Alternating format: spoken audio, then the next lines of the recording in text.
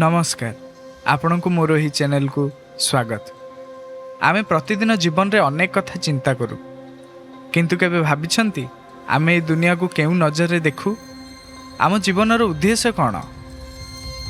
आज ही वीडियो रे आमे आलोचना करिबा एमिति एक विषय उपरे जहाँ सबु ज्ञान रो जननी अर्थात दर्शन शास्त्र बा फिलोसफी। सरल भाषा रे कहबाकू गले दर्शन हेउछि जीवन जगत सत्य एवं मूल्यबोध विषय रे गभीर भाव में चिंता करिबा। यह कौनसी पोथीगत विद्या नुहे बरम यह एक पचारिबार शैली।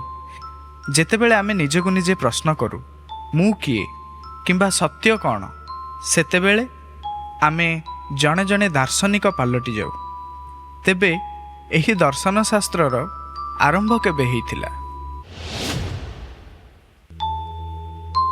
दर्शन शास्त्रर इतिहास बहुत पुराना। पाश्चात्य देश रे प्राय 2500 वर्ष पूर्वे प्राचीन ग्रीस रे सॉक्रेटिस, प्लाटो एवं अरिस्टोटल भली चिंताशील व्यक्ति माने एहाकु एक श्रृंखलित रूप देइथिले।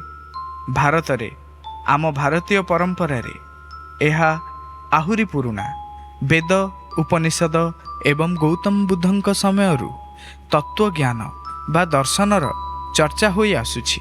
मुनि ऋषि माने प्रकृति एवं आत्मा विषय रे जानिबा पई दर्शनर सहारा नेउथिले।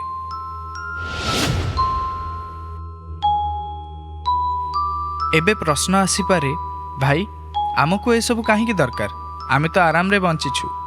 एहार उत्तर रे तीनोटी मुख्य कारण अछि जहाँकि ठीक भूल रो पार्थक्य बुझिबा पई आम नैतिकता को दृढ़ करिबा पई दर्शन दरकार, जहाँकु एथिक्स कुहा जाए।